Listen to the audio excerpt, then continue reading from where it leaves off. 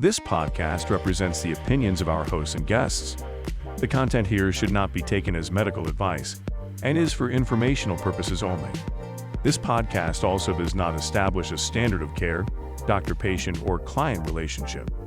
No guarantee is given regarding the accuracy of any statements or opinions made on the podcast or website, and because each person is so unique, all listeners are encouraged to connect with counseling and medical professionals for assistance with their personal journey. All people, places, and scenarios mentioned in the podcast have been changed to protect the privacy of those involved. You're listening to the We're Not Fine podcast with Doug Jensen and Dr. Talia Jackson.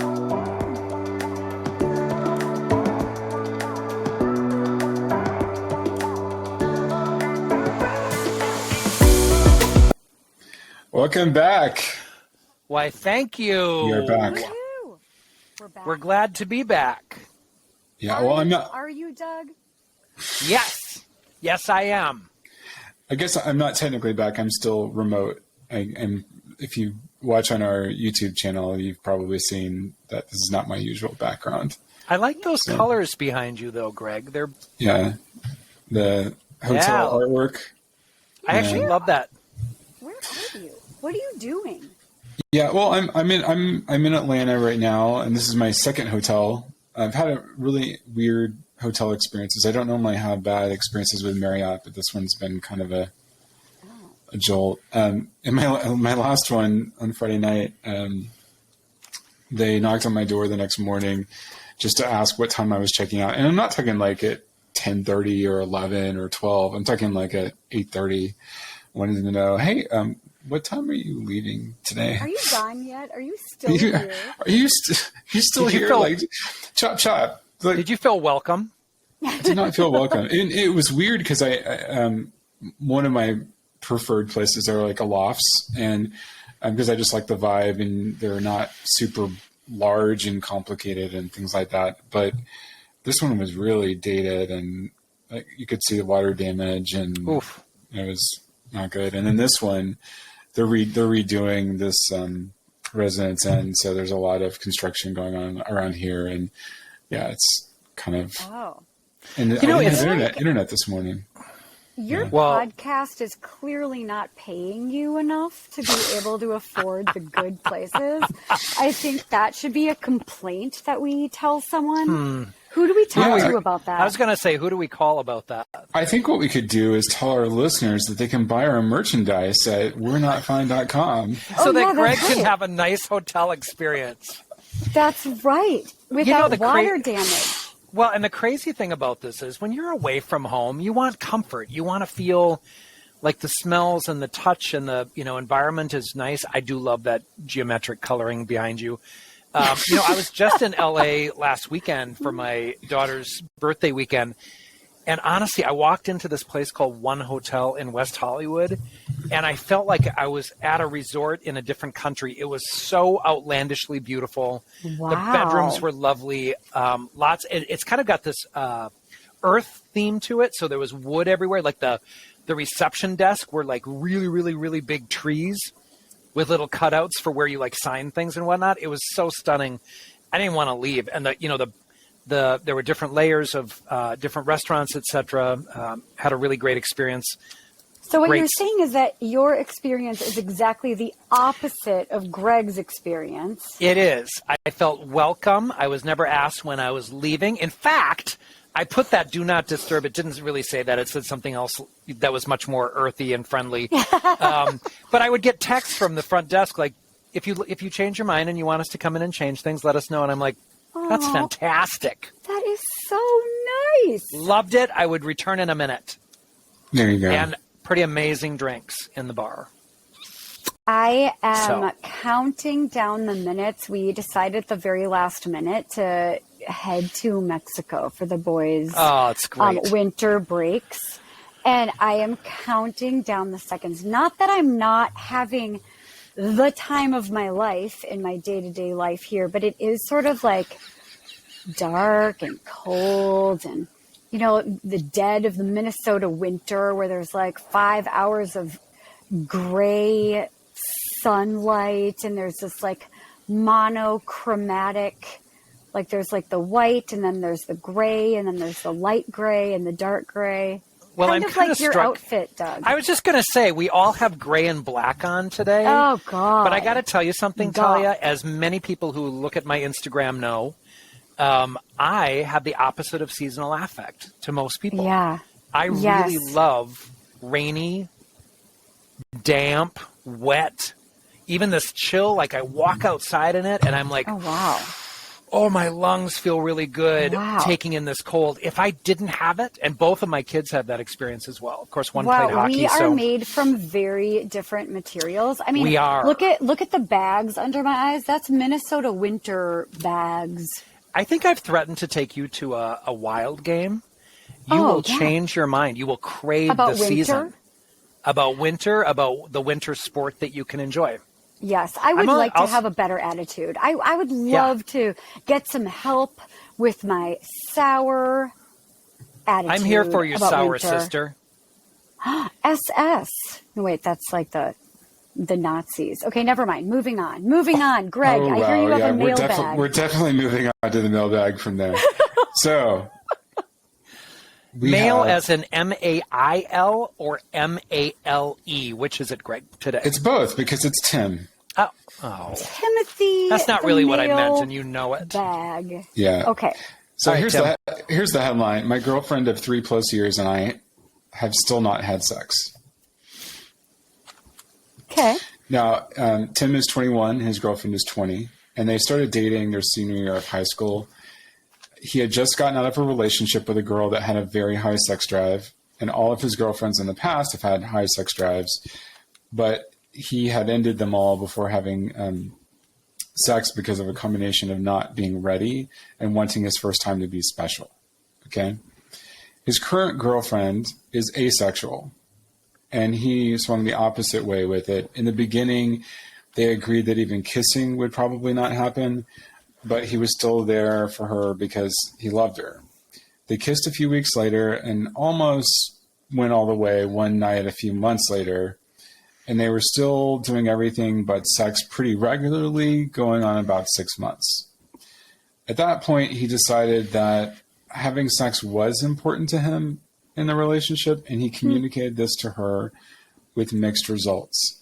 The reason for the holdup is the fact that his girlfriend has religious trauma from growing up in a cult of Christianity. Now, let's just be clear. I don't know if he means that as a broad stroke cult of Christianity, or if he means that very specifically as there was a very Christian cult, an actual cult situation. But regardless, that there was a trauma of some sort that was there.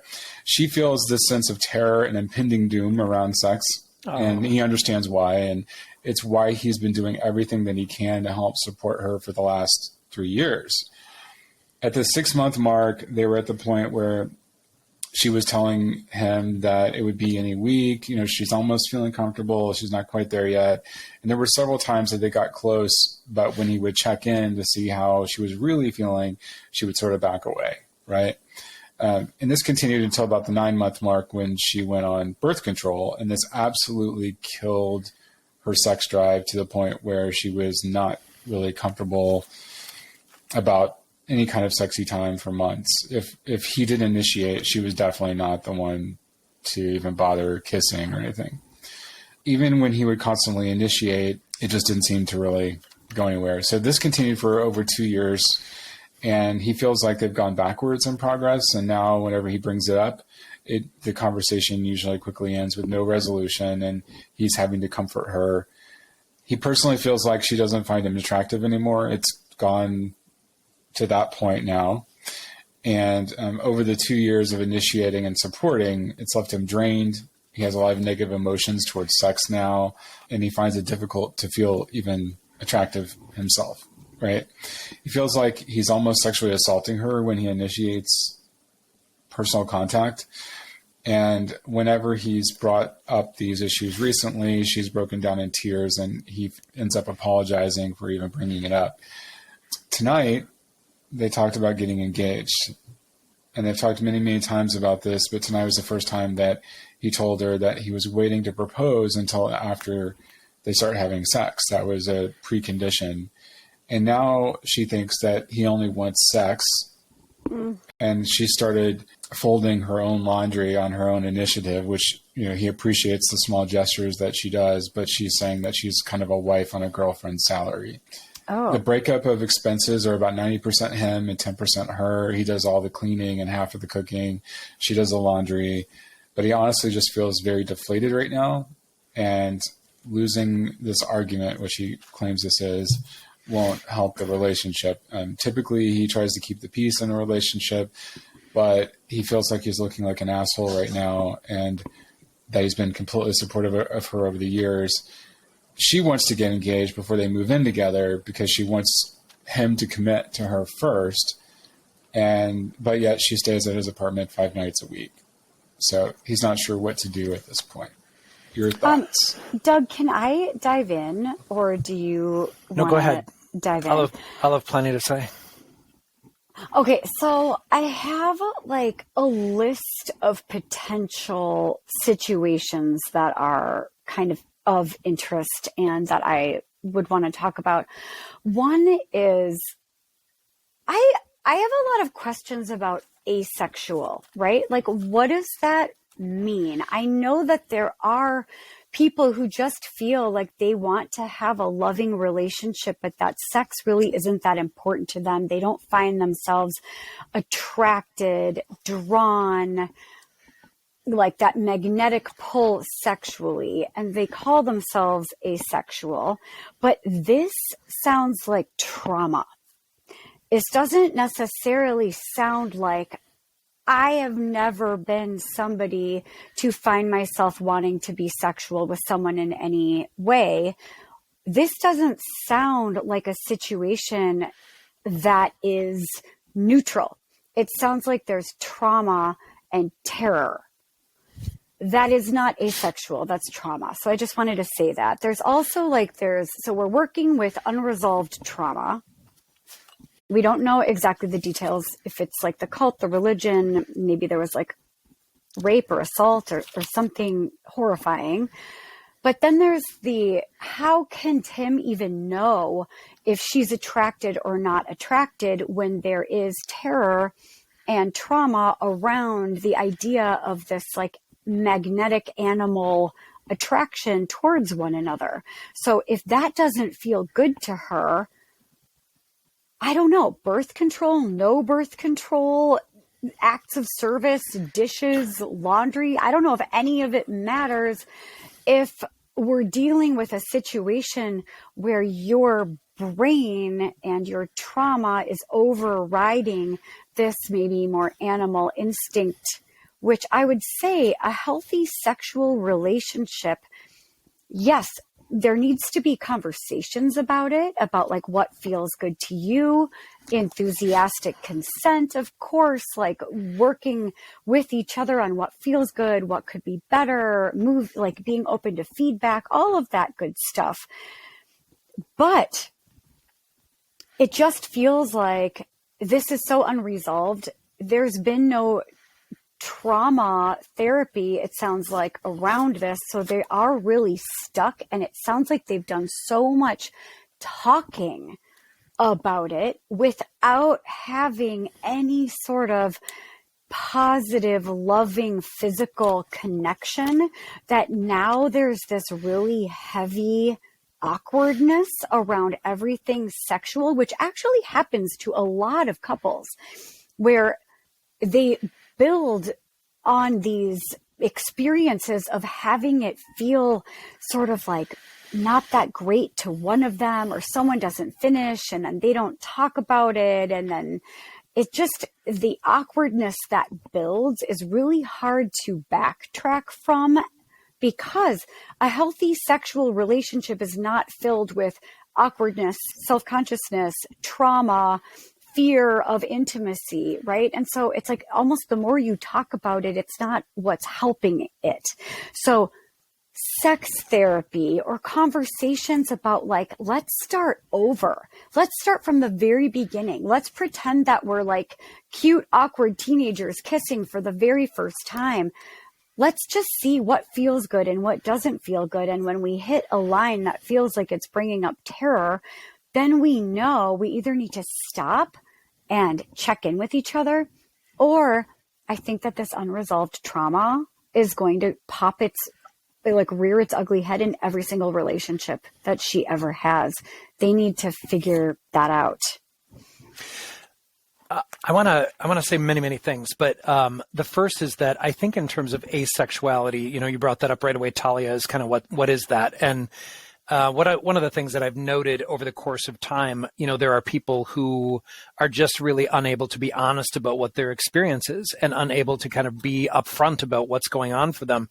And that might be that, in terms of sexuality, they're not interested in that person. That person might be the wrong gender. And based on her religion, she might feel like she has to be with a dude, and maybe she's attracted to a woman. I just think there's all kinds of different things that can go up. And so I would find myself wanting to really understand the nature of the asexuality. As you said, Talia, it could be entirely trauma related. It certainly could be. But I also want to legitimize that, of course, asexuality and any other kind of sexuality exists.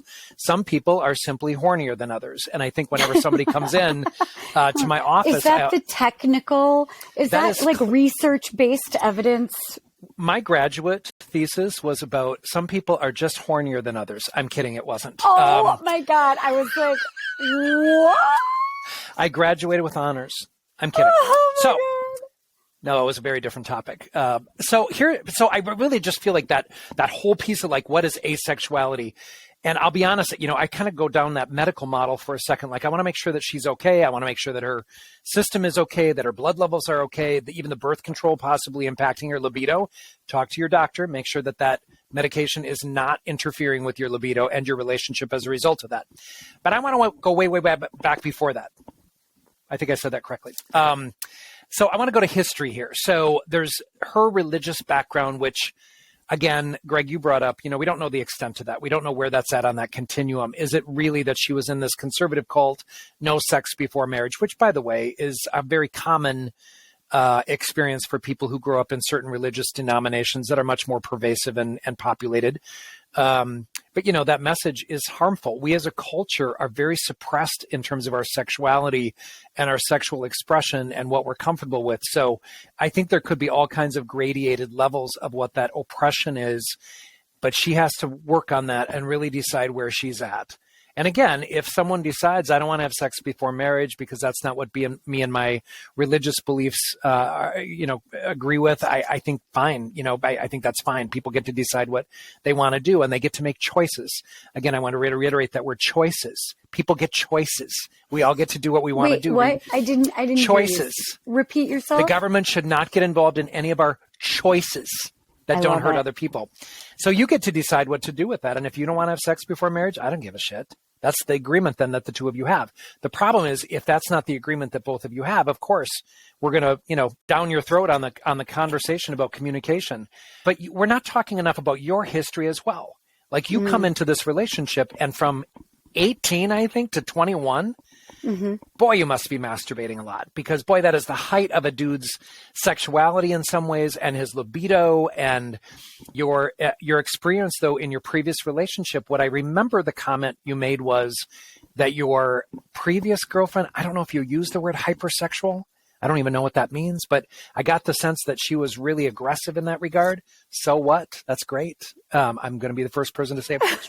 Men and women, unbeknownst to Talia, do have the same kind of drive and whatnot. But no, that is not what I said. What I said was don't send a picture of your penis to a woman because they probably don't want it.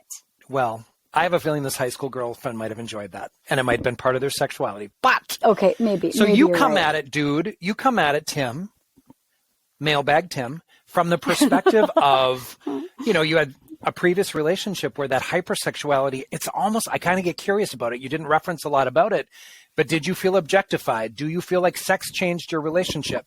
Do you feel like it changed your ability to connect as a couple on the other parts of the relationship that are important too? Because, Doug, I don't think they ever had sex. Like he had a couple of girlfriends and he never had sex with them. Oh, and for some reason, okay. they never, because he didn't want to have sex. And then this third relationship, they're 3 years in, I believe, and they still haven't had sex, but her not wanting it has made him think that maybe he does want it. I somehow inferred that these previous relationships that wanted sex a lot, there was something, right? There was nothing. So I have questions about that too. Nothing. Like, I don't know what his belief system is. I might be missing something. Maybe I misheard part of it. He just said that he wanted to wait until marriage, but then, 3 years, this is it has to have been the longest relationship he's ever had, except with his mother, right? Yep. I mean, no, but seriously, like, think about it. Like, his mom is this is the longest one besides his mom. And so by now he's probably just super ready. And to the point, Talia, you brought in the fact that while these are younger kids, this scenario, this situation is seen all the time with couples in various places in life, right? Yep. And so it's not uncommon that then it makes someone feel unloved, unsexy, not attractive, et cetera. I also think that, Doug, you talked about the Christian cult thing and how we don't know a lot about the situation. We also don't know if she's been going to therapy or talking to someone about this or not, which I don't think so. If this is 3 years on and she's not trying to deal with it, maybe she has a less able therapist. I mean, we don't know what the situation is, right? Maybe don't blame the patient, blame the therapist. I'm just saying we don't know what's going on, right? So that, that's, you can't have a one-sided situation where one person's trying to make it work and the other person is clearly just folding laundry. Is that a metaphor for something? I tuned out with like the laundry and the dishes and the division. I was like, okay, this can't possibly be the problem. She's not the breadwinner. She's not supporting a lot, and she does laundry, but they divide cooking, and then he does all the cleaning, in addition to paying for things. So, the division of effort here is woefully out of whack, and probably leading to his, concerns about the situation. I also, in regards to her, I think it's very easy for people that live in more progressive environments or have more progressive friends. And I'm saying progressive, I'm not saying liberal, conservative, or whatever. I'm just saying people that have a more open mind, to understand what that cult of Christianity, and I'm using a broad stroke, I'm not talking about a specific cult, and I'm not using that term negatively either. I'm talking about I'm talking about values. I hear you. Christian evangelists that push their agenda on everybody, regardless of respect towards other people's opinion, right? That is somewhat cult-like, but most people don't understand is that it goes further than that. I went to college with a friend that she had triple D breasts. I mean, she was that perfect goddess hourglass figure. She would have been, had she been blonde, she would have been a Barbie doll, right? And all of the football players, at the bars and country western dancing and stuff like that, I mean, she loved to dance with them. She loved to go out and, have a good time. And then at the end of the night, she'd come over to me and said, "Hey, this linebacker wants to take me home. Can you tell him I'm coming home with you?" I'm like, I'm not really good at that. How about we just duck out this back door real quick and we'll get out of here? She was just very engaging with people to a naive level, right? And sometimes that would get her in trouble to the point where years later after college, she was raped on a date. And her mom told her she had to marry that guy that impregnated her from that rape, or she was going to go to hell. Oh. And she married the guy. No. And they got divorced 3 years later, and they had two kids out of that relationship. But I'm just saying that most people they're not exposed to that level of Christian value system being developed don't understand how far it can go, and it really can. And so, so as I was taking in this story, some of this sort of resonated with me from, my personal friend experience and what she went through, but also just how severe it is for, and most people don't realize that there are situations that can get that, nuts, get that out of control. I think, Greg, a lot of people believe that can happen because we've all heard of different, cults, Branch Davidians to whoever else. I mean, we've all heard of these. We all know that, there are lots of priests who have molested adult women and men, as well as children of both sexes. I think we all know that this exists. I think the big concern that we're talking about here is that on that much more culturally pervasive level, to turn our head to those things and not know right and wrong and not use our heads around how that must be for the victims of these abusive messages or behaviors is really just a big miss in our culture. Because I think at the end of the day, none of us would like to be raped as kids. None of us would like to be assaulted as adults. If you've ever been assaulted, you don't make light of that experience. I have been assaulted myself sexually. It is not pleasant. As a male, I feel much more capable of taking care of myself. I've been drugged at a club in Brazil. I mean, God. Yeah. It's, and yet at the same time, we move on beyond those things, but they affect us. It is not okay to be violated. So as I take a look at this, and we're off track a little bit from the message here, but I wish for this girl to be very clear. Like both of them, again, they get to decide what their beliefs are. And I would support them being that. I absolutely think everyone gets to have their own opinion on this. There isn't a right and wrong about that because it's really not hurting anybody to have these opinions. But he's not getting at this point what he needs from her for information about this. And now it's turning into this, she feels like he's being negative toward her and pressuring her and not being fair and whatnot. And so the prognosis for this relationship, frankly, is shit. It's not great. Like they've kind of hit this wall where both of them have different needs and they've stopped listening. And there's some contempt and resentment building, which is going to be really damaging to this relationship. Unless you both, and what I would encourage you to do, I think, Talia, you said, there's a lot unresolved. I would say that it's not unresolvable, however.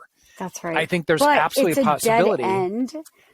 It's a dead end unless you guys get help. Help, or you two find a way to communicate and back up. What I encourage you to do is back up a little bit, take a step back and really just reiterate, like, this is where I'm at. This is what this means to me. And dude, you get to say, I'm not comfortable moving forward with this in relationship, which is very common, especially now, unless I know that we have some physical chemistry and unless I know that this is going to work. By the way, if she has trauma, if there are things that come up in this that you don't know, please be patient. Please listen. Please don't pressure this person to do things they don't want to do. Talia, you were saying? Yes, 100%. I mean, I couldn't agree more about be a patient, loving support person for somebody who has had sexual trauma and assault and terror and all of the things. However, it has been 3 years. And I would say that the only way to maintain generosity of spirit and patience in a relationship is if you see that the person is taking care of their own mental health and well-being, because we're each responsible 100% for our own mental health and well-being. Yeah. So you need to be taking care of you, Tim. And she needs to be figuring this out so that it's moving in a direction. And the direction might be a direction that is not conducive for a relationship. But if it's moving her closer to health and wellness and resolution for herself, then that is the only direction that it can be. But we won't know whether or not the two of you can work through this unless you're both working on your own individual selves.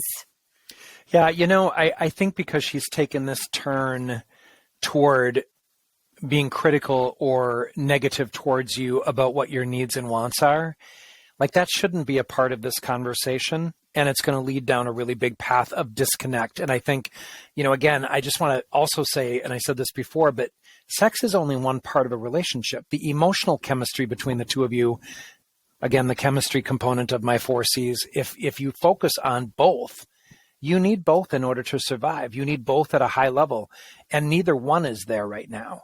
I don't know what her sexuality really is. I don't know if she's asexual, by the way, and that's where it's concluded. You have to decide if you're willing to be in a relationship with someone who is not sexual. That's right. Really, there's a part of this where there's a lot of decision-making trees, but there's information that's missing. And there's something that tells me because of her anger or her resentment or her, building animosity towards you for, pressuring her, which again, I wouldn't pressure her. I would try to understand her. And if through that understanding, like you said, Talia, if she does her growth, there's some possibility here, and she may find some things out about herself that are critical. There's something that feels like it's missing. There feels like there's puzzle pieces. Like my instinct, as Greg, you were reading this scenario, my instinct was there's something that I don't know, and I want to know more. I always think about, like, it's really hard to know if a couple is compatible or not if they are not doing their work to be the healthiest version of themselves. And so Agreed. like I'll have a lot of couples that I see where it feels like one of them is trying so hard to work towards growth and living their best life. And then the other person's circling the drain a little bit and really struggling and wondering like, how long do I have to put up with this? Is this what the rest of our lives are going to look like? Is this what our relationship looks like? I don't think I even like him or her anymore. Right. But I don't know if that's fair. I feel like we need to address the mental health and wellness piece. Like, what does she look like when she is her healthiest, best self? Yeah. What does he look like when he's his healthiest, best self? And then we can talk about whether or not this can work. I think you're both right on that. And that there's just so much about her that's unknown, and even potentially to herself. I mean, right. I think primarily to herself. If she's been in such a state of suppression of, forced belief system on her, and maybe not understanding who she really is. I mean, maybe she's not straight. I mean, you don't. I totally thought that. Absolutely. We don't know these things. It might come off as I want to wait, but magically, she ends up with a girlfriend in 10 years. You just don't know until someone starts to unpack and deal with that. So really appreciate both of those thoughts as well. So 10, good luck on that. Yes, we're rooting for you. We're rooting for both of you. Yeah. Take care of yourself. Bye, guys. Love it. Have a question for Doug or Talia? Email us your questions at questions@we'renotfine.com. Eligible questions will be randomly selected for upcoming episodes. For details, visit our website at we'renotfine.com. Join us every Tuesday for new conversations, new challenging topics, and fun.